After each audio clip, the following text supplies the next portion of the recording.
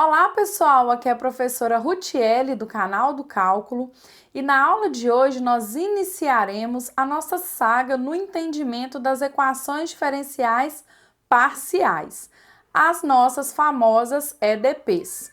Nessa primeira videoaula, eu vou apresentar para vocês a definição do que é uma equação diferencial parcial, falaremos um pouco sobre ordem e sobre a EDP ser linear ou não. Nessa nossa playlist sobre EDP, que é uma playlist para cursos de graduação, nós falaremos algumas aplicações muito importantes que a gente usa EDP para entender. Por exemplo, a equação de onda, equação do calor, equação de Laplace. A maioria delas nós vamos usar um método que é chamado de método da separação de variáveis, que eu vou apresentar na nossa próxima videoaula. Vamos aprender? Então, pessoal, começando aqui o estudo das equações diferenciais parciais, nós vamos perceber que as EDPs, elas são de grande importância para o estudo de várias áreas do conhecimento, principalmente porque as EDPs podem ser utilizadas para modelar e entender fenômenos que são oriundos das mais diversas áreas do conhecimento, incluindo a ótica, a eletricidade, a ondulatória, o magnetismo, a mecânica e a mecânica dos fluidos, dentre outros vários fenômenos. E aqui para nós vamos fazer muito uso em transformar uma equação diferencial parcial em uma ou mais equações diferenciais ordinárias, que são as EDOs.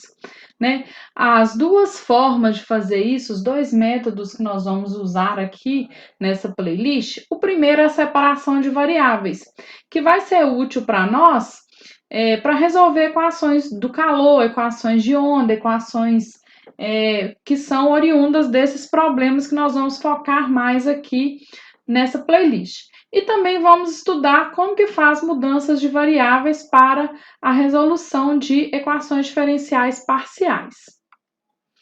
Muitas leis da física, tais como as leis de Newton do resfriamento de corpos, as equações de Maxwell, as equações de Navier-Stokes e as equações da mecânica quântica de Schrödinger, também são escritas por EDPs.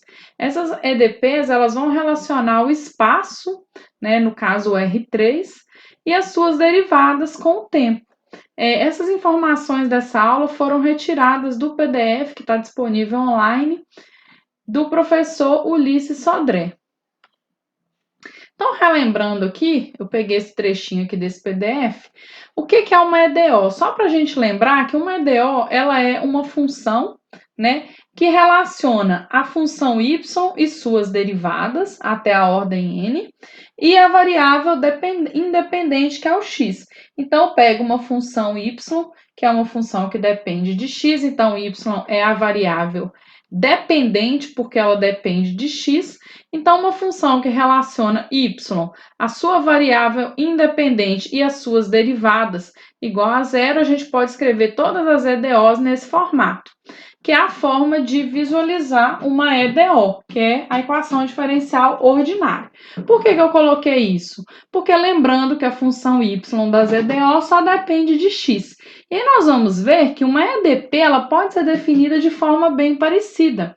Só que aqui eu pego uma função u que tem mais de uma variável, que no caso uma função u que depende de x e y, mas poderia ser uma u que depende de x e t, poderia ser uma u que depende de x, y, z, por exemplo. Enfim, ela tem que ter mais de uma variável. Por quê? Porque aí as derivadas, elas vão ser derivadas parciais, olha. A função u, que é a função que depende de x e y, então x e y são as variáveis independentes, e u é que depende de x e y. E as suas derivadas, ó, derivada parcial de primeira ordem em relação a x, em relação a y, derivada de segunda ordem duas vezes em relação a x, em relação a x, em relação a y, e assim sucessivamente. Vejam que é bem parecida a forma de escrever uma EDP e uma EDO, tá? Pelo menos uma dessas derivadas parciais tem que aparecer na expressão, porque senão a gente teria só uma equação e não uma equação diferencial. esse nome diferencial requer que pelo menos uma derivada apareça.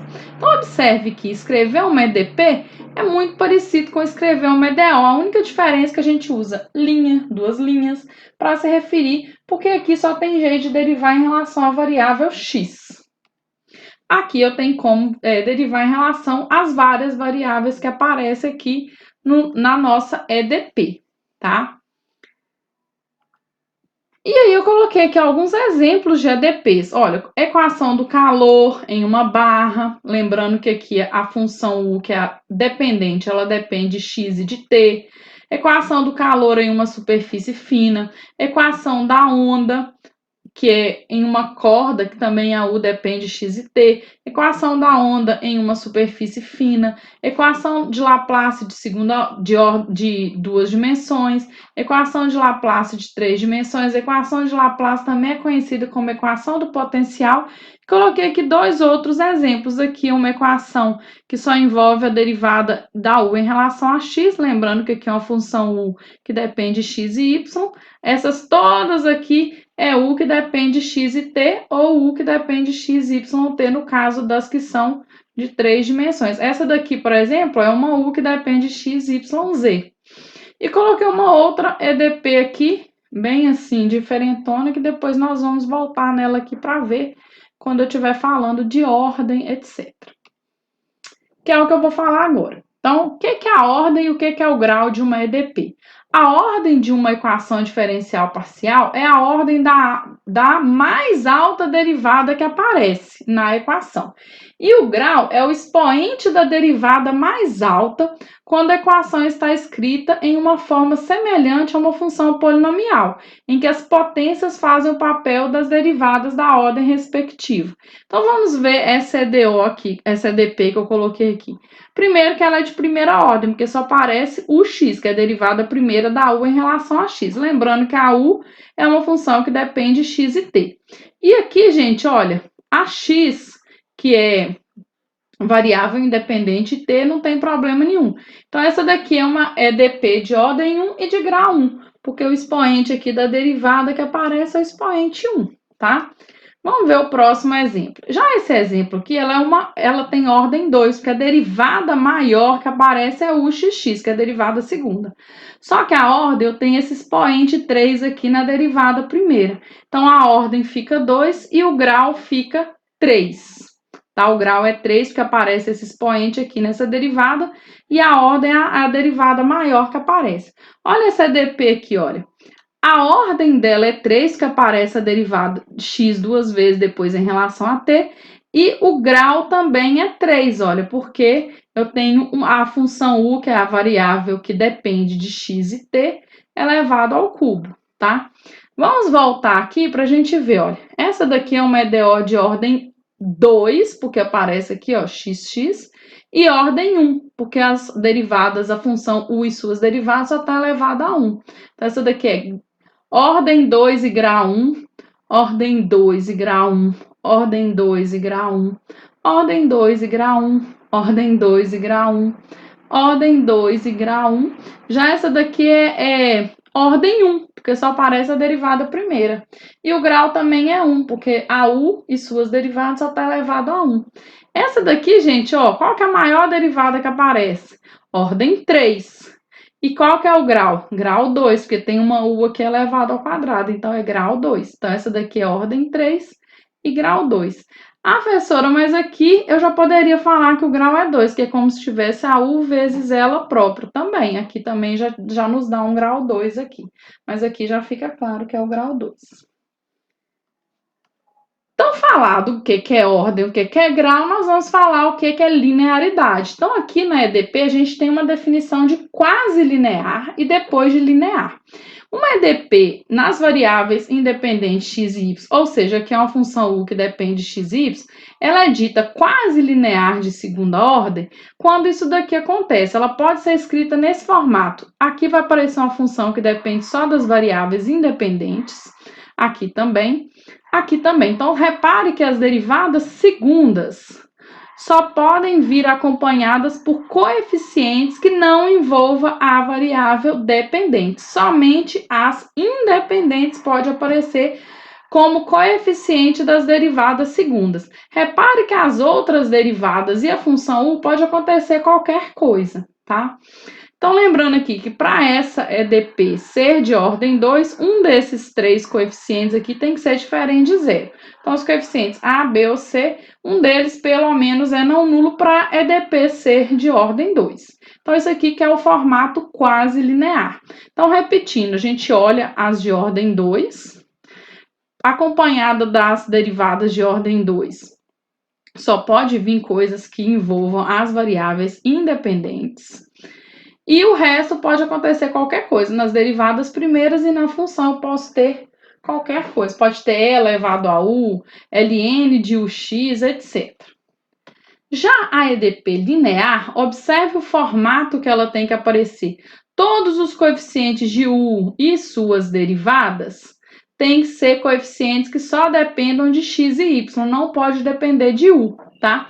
E para essa EDO aqui ser de segunda ordem, A, B ou C tem que ser diferente de zero, porque se os três for zero, a EDP fica de primeira ordem ou menos, tá? Então, a diferença da linear para quase linear são esses coeficientes D, E e F, que também só pode depender de x e de y. Vamos ver aqui alguns exemplos. Olha essa EDP aqui, ó. Ela é quase linear. Por quê, gente? Ó, derivada segunda só acompanha coisa que depende de x e de t aqui no caso, né? Então, essa EDP aqui, ela é de uma u que depende de x e t, tá? Então, variável independente aqui está liberado como coeficiente da uxx. O resto não importa. Observe, gente, que essa daqui ela não é linear, porque eu tenho u vezes u e tenho um e elevado a u. Então, ela não é linear, mas ela é quase linear, porque a quase linear é só a derivada segunda que tem que ser acompanhada de fatores, só que de funções, né, no caso, que só coeficiente que só envolva x e t. O resto está liberado. Então, essa EDP ela é quase linear, apesar de não ser linear. Já essas três, elas são lineares, ó.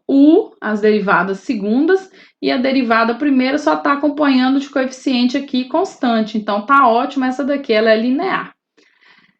Lembrando que toda linear é quase linear, né? Porque a definição, ela é como se essa definição aqui estivesse contida nessa, tá? Essa daqui, gente, ela é linear porque, ó, as derivadas e a função só aparecem com coeficientes de x aqui. Poderia ter y aqui, só não pode ter u multiplicando.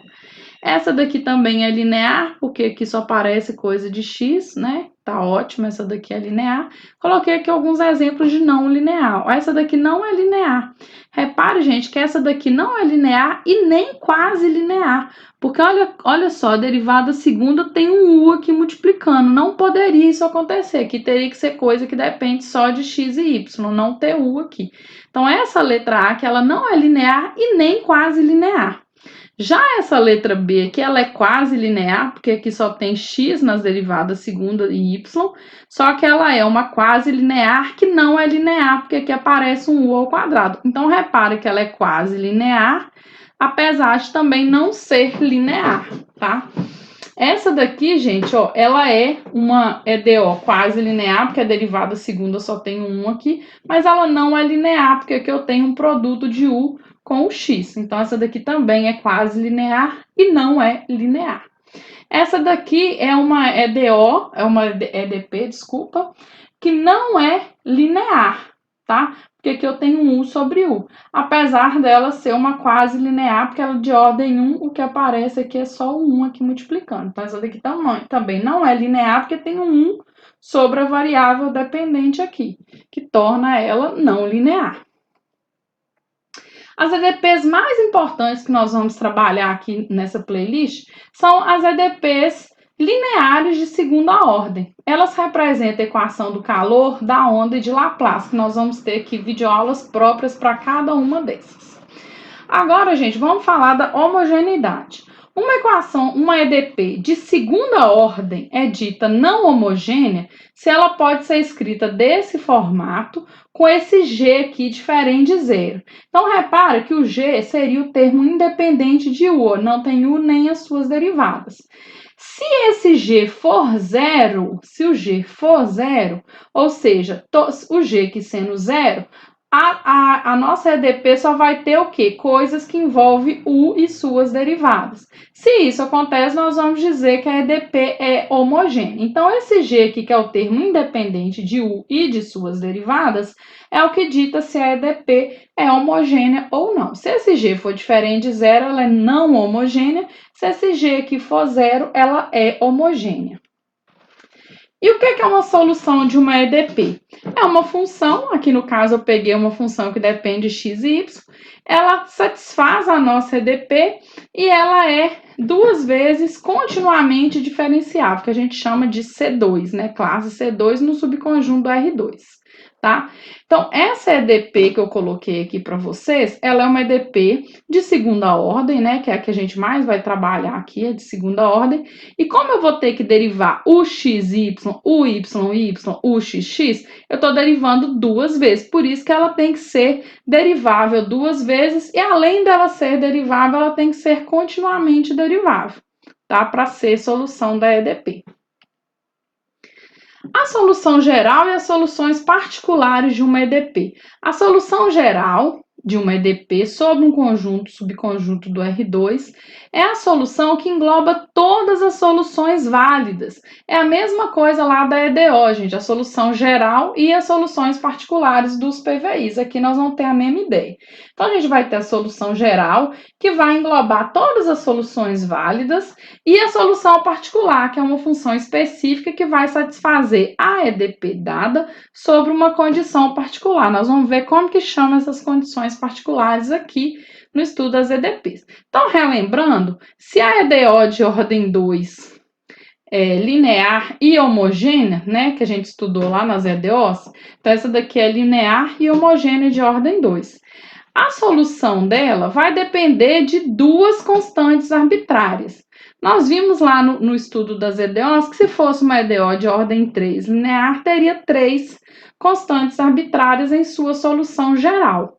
E aí nós vimos lá que a solução de toda EDO linear de ordem n sempre dependerá de n constantes arbitrárias. Nós vamos ver que aqui nas EDPs nós também teremos essa questão de n. Só que aqui, ao invés de ser n constantes, nós vamos ver que depende de n funções arbitrárias. Peguei aqui como exemplo uma EDP de ordem 2 linear. Depois nós vamos ver lá no final da playlist que a solução dessa EDP, a solução geral dessa EDP, ela vai ser dada por duas funções arbitrárias, olha, o f e o g. Então, a gente vê que ela é uma EDP de ordem 2, linear e homogênea, e aqui apareceu f e g, que são duas funções arbitrárias. E aí nós vamos ver depois que a solução de toda a EDP linear de ordem n sempre dependerá de n funções arbitrárias. Então, quando tem a ordem 2, a EDP, vai aparecer duas EDPs, e isso eu estou falando de EDP linear e homogênea. E quando for de ordem n, sempre dependerá de n funções arbitrárias. Então, aqui no estudo das EDPs, é como se as constantes da EDO a gente tivesse que enxergar como funções. Por que que isso acontece? Porque lá, quando a gente tem uma função que só depende de uma variável, quando eu derivo isso, quando eu derivo as constantes, né, derivada de uma constante, é zero. Aqui, quando eu tenho uma função que só depende de x e eu derivo isso em relação a y, por exemplo, vai dar zero. Por isso que aqui aparecem funções arbitrárias. E aí vamos falar o que é um problema com condições de contorno, que a gente chama de PVC, lá nas EDOs a gente chama de PVI, problema de valor inicial. Aqui nós vamos chamar de problema com condições iniciais ou condições de contorno, ou pode ter as duas, pode ter condição de contorno e condição inicial. Para uma EDP de segunda ordem dessa forma, é aquele que visa obter uma solução para a equação dada sobre um subconjunto do R2, de modo que a sua função deva satisfazer algumas condições iniciais ou condições de contorno dadas por funções conhecidas, tá? Então, nós vamos ver aqui que o que é um PVC. Por exemplo, eu coloquei aqui para vocês um típico problema de condições iniciais e de contorno para uma equação do calor. Então, vai ter que uma EDP de segunda ordem linear, né, e homogênea. Vai ter aqui condições de contorno, condições iniciais, tá vendo que o tempo aqui é zero? Então, a função U, ela depende de x e de t, o t é o tempo. Como aqui o tempo é zero, eu estou te dando condições iniciais. E aqui eu já estou dando condições de contorno. Isso aqui, essas duas aqui são condições de contorno. Então, a gente vai resolver equações diferenciais parciais com valores iniciais, né?